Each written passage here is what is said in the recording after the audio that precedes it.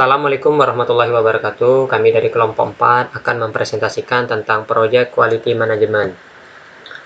Di sini kami terdiri dari 3 anggota. Yang pertama adalah saya, M. Wahyu Ramansyah, dan yang kedua adalah Hovifah Al-Fatur, dan yang ketiga adalah Nata Arista. Untuk materi pertama akan disampaikan oleh Nata Arista.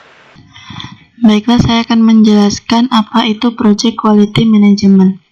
International Standard Organization atau ISO mendefinisikan kualitas sebagai totalitas karakteristik, yaitu entitas yang menanggung kemampuannya untuk memenuhi kebutuhan yang dinyatakan atau bersyarat. Selain itu, kualitas juga didefinisikan sebagai sejauh mana karakteristik yang berhubungan erat dan memenuhi persyaratan. Project Quality Management memastikan bahwa proyek akan memenuhi kebutuhan yang dilaksanakan. Project Quality Management mempunyai 3 proses utama. Yang pertama, perencanaan kualitas manajemen, yaitu mengidentifikasi standar kualitas yang relevan untuk proyek dan bagaimana menyelesaikannya. Yang kedua, menjamin kualitas, yaitu memastikan proyek sesuai dengan standar kualitas yang relevan. Yang ketiga, kontrol kualitas, yaitu memantau secara spesifik hasil proyek untuk memastikan proyek sesuai dengan standar kualitas yang relevan, serta mengidentifikasi cara-cara untuk meningkatkan kualitas secara keseluruhan. Ini ada ringkasan dari ketiga proses Project Quality Management. Pada setiap proses itu memiliki input, tools dan teknik, serta output. Untuk proses yang pertama, perencanaan manajemen kualitas, yaitu proses mengidentifikasi standar kualitas yang relevan dengan proyek yang sedang dikerjakan, dan menentukan bagaimana agar dapat memenuhi standar kualitas tersebut. Perencanaan manajemen kualitas ini menyediakan panduan dan arahan tentang bagaimana kualitas akan dikelola dan divalidasi di seluruh proyek. Ini ada tools dan teknik. Yang pertama ada cost benefit analysis, merupakan suatu alat analisis dengan prosedur yang sistematis untuk membandingkan serangkaian biaya dan keuntungan dari sebuah proyek. Dari tabel ini dapat dilihat bahwa cost yang dikeluarkan atau biaya yang dikeluarkan mempunyai total sebesar $107.525, sedangkan keuntungan yang dikeluarkan atau yang didapat sebesar $236.000. Ini dapat disimpulkan bahwa total keuntungan lebih besar dari total biaya yang dikeluarkan. Jadi, proyek ini baik untuk dilanjutkan. Tools dan teknik yang kedua yaitu cost of quality, yaitu biaya-biaya yang dikeluarkan dalam penanganan masalah atau meningkatkan kualitas proyek. Total cost quality adalah biaya finansial yang dikeluarkan untuk mengoperasikan dan mempertahankan fungsi kualitas dalam bisnis. Grafik cost quality memperhitungkan semua kegiatan yang akan dilakukan oleh setiap perusahaan untuk menyediakan produk atau layanan yang baik kepada pelanggan. Grafik ini menunjukkan kenaikan biaya terkait dengan manajemen kualitas proaktif dibandingkan dengan penurunan biaya yang terkait dengan peningkatan kualitas. Jadi, pada grafik ini dapat dilihat, ini adalah biaya yang dikeluarkan untuk manajemen kualitas, dan ini adalah biaya yang dikeluarkan untuk kualitas. Dalam grafik ini, total biaya kualitas diwakili oleh kurva berbentuk mangkuk. Titik terendah pada kurva ini disebut dengan titik kesesuaian ekonomi. Poin ini mewakili biaya kualitas rendah mungkin yang dapat dilihat oleh perusahaan. Outputnya, yang pertama ada Quality Management Plan, dapat didokumentasikan secara formal maupun informal, namun harus dapat menjadi tuntunan agar proses maupun produk proyek menjadi berkualitas. Yang kedua ada Quality Metric, digunakan saat proses penjamin kualitas atau Quality Assurance dan pengendalian kualitas atau Quality Control. Yang ketiga ada Quality Checklist, yaitu daftar hal-hal yang harus dilakukan dalam rangka memenuhi kualitas proyek. Yang keempat adalah Process Improvement Plan, beberapa proses rencana perbaikan untuk meningkatkan kinerja dengan panduan kegiatan perbaikan proses. Proses yang kedua ada perform quality assurance. Quality assurance atau jaminan kualitas adalah jumlah dari perencanaan dan implementasi dari rencana manajer proyek, tim proyek, dan manajemen untuk memastikan proyek memenuhi tuntutan kualitas. Ada dua jenis quality assurance. Yang pertama itu internal quality assurance, yaitu jaminan yang diberikan kepada manajemen. Yang kedua ada tim proyek external quality assurance, yaitu jaminan yang diberikan kepada pelanggan eksternal proyek. Selanjutnya ada tools dan teknik dari proses yang kedua, yaitu quality audit. Quality audit merupakan suatu tim ahli yang berasal dari pihak ketiga eksternal yang akan melakukan peninjauan proses dan prosedur yang telah dilaksanakan dengan baik dan diikuti oleh pihak yang bersangkutan. Adapun dari proses quality audit sendiri, yang pertama itu ada pengidentifikasian di mana praktik akan diterapkan. Selanjutnya ada pengidentifikasian di mana proses yang tidak perlu dilakukan atau tidak digunakan. Yang ketiga ada pembagian praktik terbagi atau pembagian praktik terbaik yang sudah terbukti dalam proyek serupa. Yang keempat, membantu tim proyek mengimplementasikan praktik terbaik tersebut. Dan yang kelima itu ada penjaminan sponsor proyek. Kemudian tools dan teknik berikutnya ada proses analisis.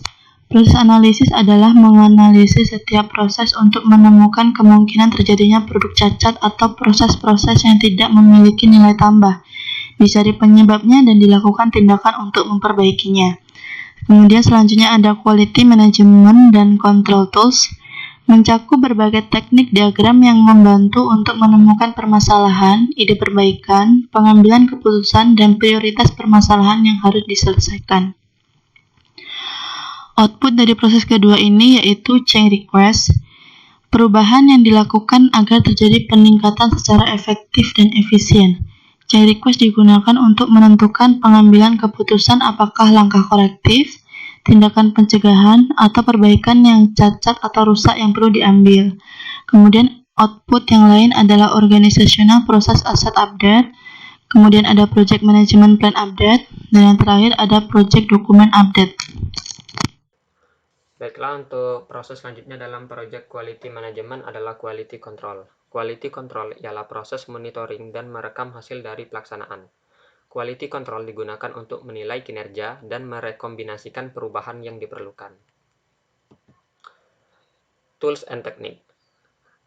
Terdapat tools and technique pada quality control yang terdiri dari 7. Yang pertama adalah cause and effect diagram, flowchart, check sheet, Pareto diagram, histogram, control chart, dan scatter diagram. Untuk yang pertama adalah cause and effect diagram.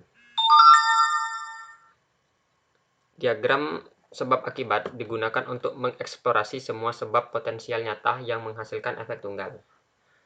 Diagram ini disebut juga diagram fishbone atau diagram tulang ikan. Untuk contohnya adalah sebagai berikut. Pada late for work atau keterlambatan bekerja, ini adalah akibat dari permasalahan yang terjadi. Sedangkan pada tulang-tulang ini adalah penyebabnya, yaitu people, method, measurement, machine, environment, dan material. Selanjutnya adalah flowchart. Flowchart atau bagan arus adalah alat bantu untuk memvisualisasikan proses suatu penyelesaian tugas secara tahap demi tahap untuk tujuan analisis, diskusi, komunikasi, serta dapat membantu kita untuk menemukan wilayah-wilayah perbaikan dalam proses. Pada quality control, flowchart terdiri dari 3. Yang pertama adalah flowchart Aikichi, flowchart IPKichi, dan flowchart Okichi. Untuk yang pertama adalah flowchart Aikichi atau kontrol kualitas masuk, yaitu proses inspeksi bahan baku dan komponen dari pemasok saat kedatangan. Pada gambar tersebut adalah contoh dari flowchart Aikichi. Selanjutnya adalah flowchart IPKichi atau kontrol kualitas dalam proses. Digunakan untuk mendeteksi dan menangani masalah yang terjadi sebelumnya. Adapun contohnya adalah sebagai berikut. Dan flowchart yang terakhir adalah flowchart Okichi atau kontrol kualitas keluar, yaitu inspeksi produk sebelum pengiriman untuk memastikan pengiriman bebas cacat. Untuk alat selanjutnya adalah checksheet. Checksheet adalah formulir yang digunakan untuk mengumpulkan data secara real-time di lokasi mana data dihasilkan. Data yang ditangkap dapat berupa kuantitatif ataupun kualitatif. Kuantitatif di sini adalah data yang dapat dihitung, sedangkan kualitatif adalah data yang tidak dapat dihitung. Adapun contohnya adalah sebagai berikut. Checksheet biasanya dibuat dalam bentuk tabel-tabel, dan checksheet biasanya juga merupakan input dari alat dan teknik yang lainnya seperti histogram. Selanjutnya adalah Pareto diagram. Prinsip Pareto dikenal sebagai aturan 80/20, yaitu gagasan bahwa dengan melakukan 20% dari pekerjaan Anda dapat menghasilkan 80% manfaat melakukan seluruh pekerjaan. Pada Pareto diagram, frekuensi yang paling tinggi terdapat pada sebelah paling kiri, dan semakin ke kanan merupakan frekuensi yang paling rendah. Selanjutnya adalah histogram. Histogram adalah grafik yang paling umum digunakan untuk menunjukkan distribusi frekuensi atau seberapa sering masing-masing nilai berbeda dalam satu set terjadi. Histogram biasanya terdapat kurva untuk menganalisis apakah data tersebut melenceng ke kanan atau ke kiri. Untuk selanjutnya adalah control chart. Diagram kontrol adalah grafik yang digunakan untuk mempelajari bagaimana suatu proses berubah seiring waktu. Diagram kontrol selalu memiliki garis tengah untuk rata-rata, garis atas untuk batas kontrol, dan garis bawah untuk batas kontrol bawah. Berikut adalah grafik kontrol atau diagram kontrol. Pada bagian tengah ini adalah rata-rata atau mean atau garis tengah. Dan pada bagian atas terdapat garis yang bernama upper control limit atau garis atas rata-rata.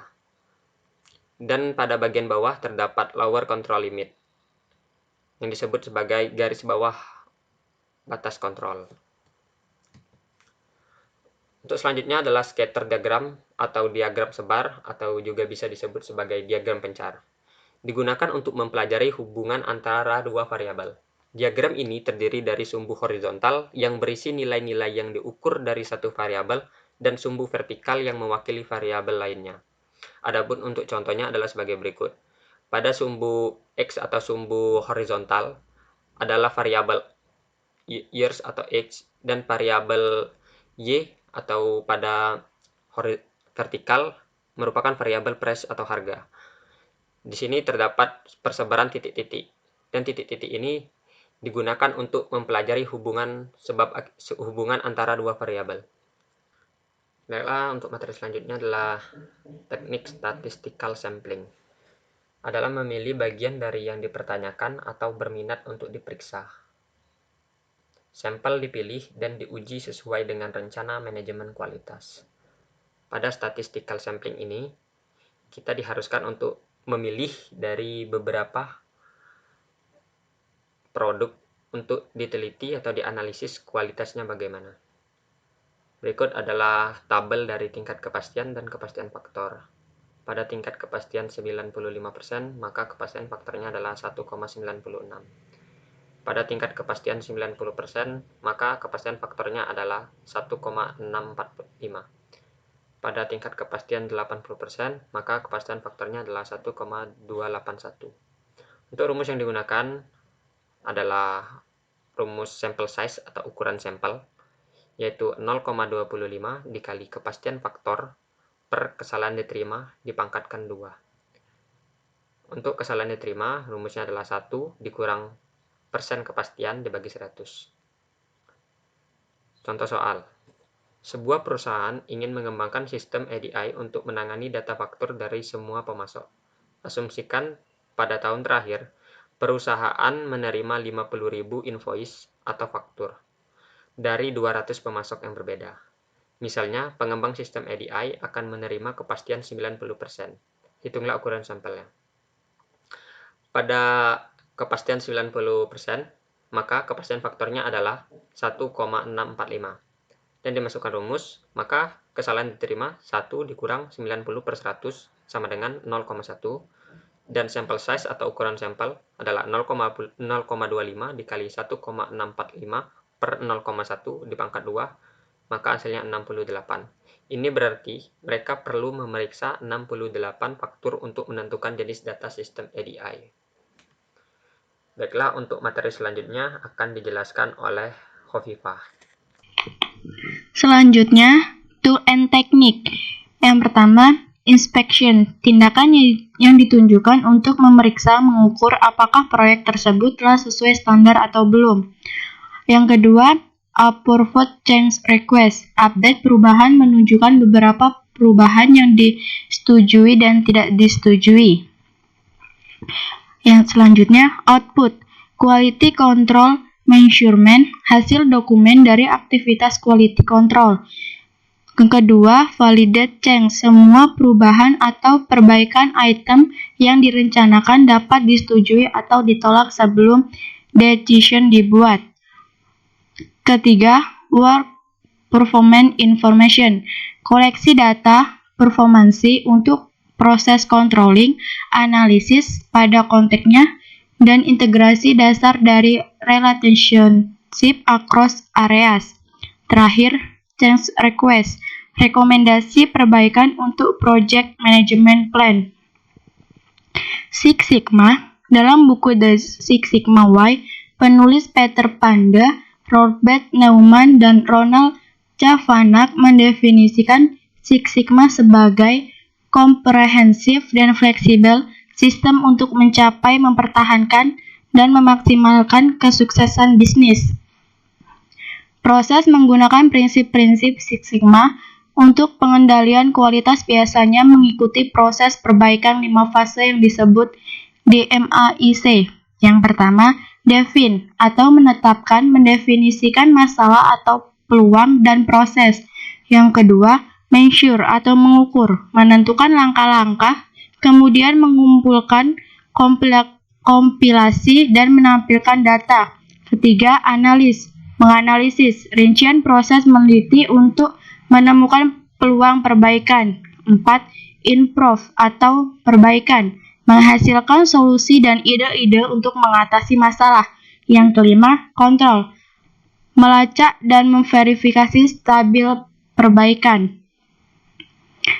Selanjutnya, pengujian kualitas manajemen proyek dilihat pada diagram di samping dan dimulai pada nomor 12, yaitu uji unit tes yang dilakukan untuk menguji setiap komponen individu atau string program untuk memastikan bahwa perangkat lunak bebas cacat.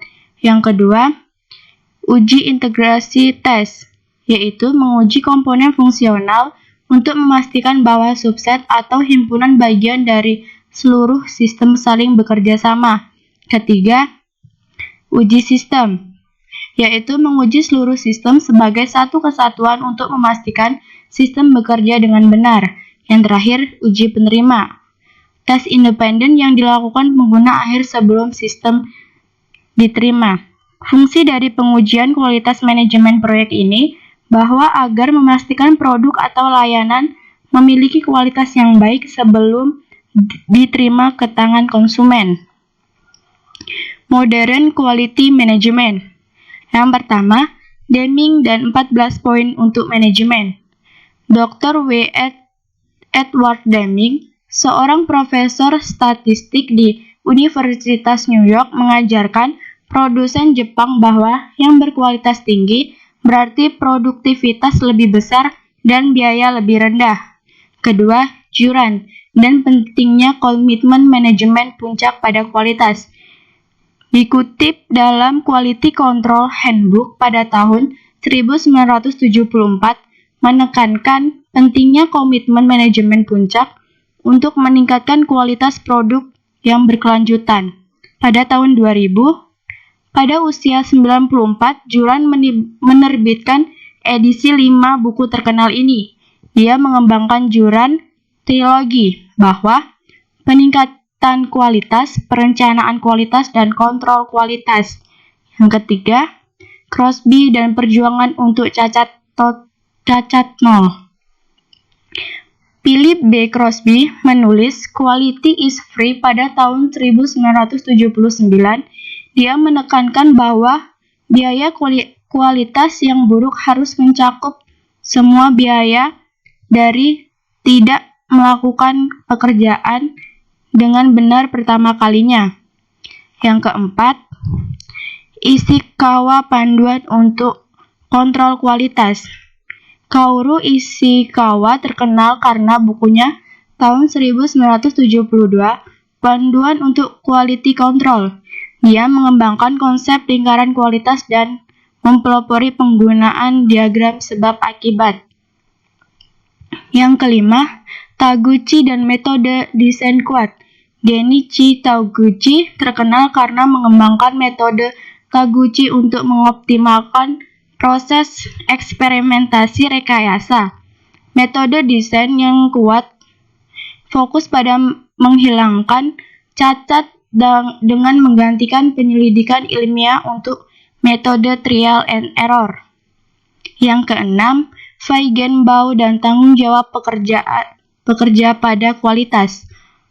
Armand V. Feigenbaum dalam bukunya 1983, Total Quality Control, Teknik dan Manajemen, ia berpendapat bahwa tanggung jawab untuk kualitas harus beristirahat dengan orang-orang yang melakukan pekerjaan. Yang ketujuh, Malcolm Baldrige, National Quality Award. Malcolm Baldrige National Quality Award berawal dari tahun 1987 di Amerika Serikat untuk mengakui perusahaan yang telah mencapai tingkat persaingan kelas dunia melalui manajemen kualitas. Yang kedelapan, standar ISO. ISO 9000, standar sistem kualitas yang dikembangkan oleh ISO mencakup 3 bagian, yaitu perencanaan siklus terus-menerus, pengendalian, dan dokumentasi kualitas dalam suatu organisasi. Meningkatkan IT Project Quality. Yang pertama, kepemimpinan. Manajemen puncak atau kepemimpinan menekankan perlunya untuk meningkatkan kualitas dan membantu semua karyawan mengambil tanggung jawab untuk kepuasan pelanggan. Yang kedua, biaya kualitas. Biaya kualitas adalah biaya kesesuaian ditambah ketidakkesesuaian. Kesesuaian berarti memberikan produk yang memenuhi persyaratan dan siap untuk digunakan.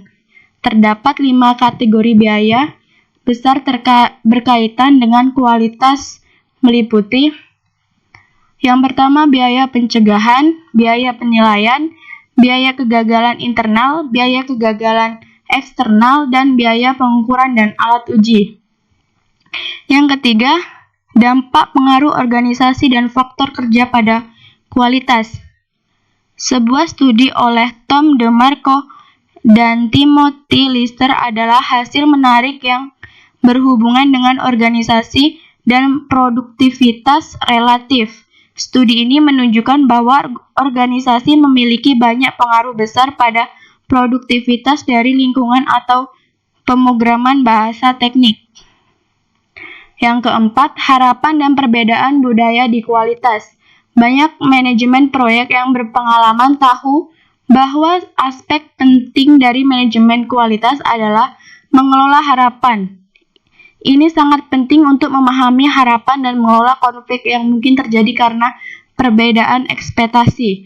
Yang kelima, model kematangan. Pendekatan ini untuk meningkatkan kualitas dalam proyek.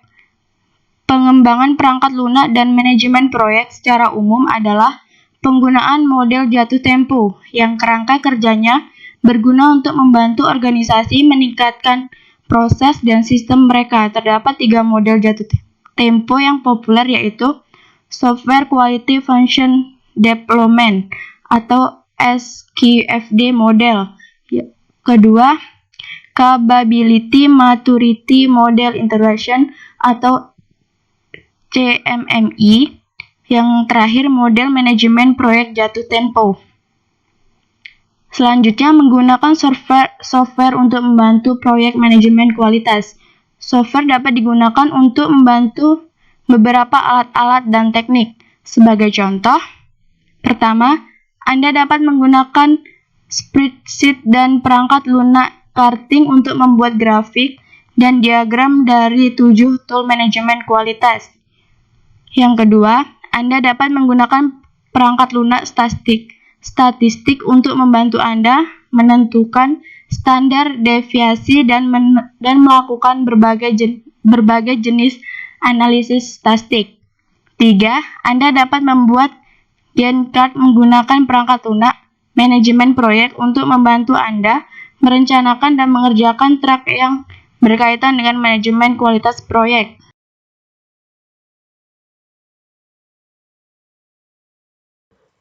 Oke, sekian pemaparan materi dari kelompok 4 tentang proyek quality management. Kami ucapkan terima kasih. Wassalamualaikum warahmatullahi wabarakatuh.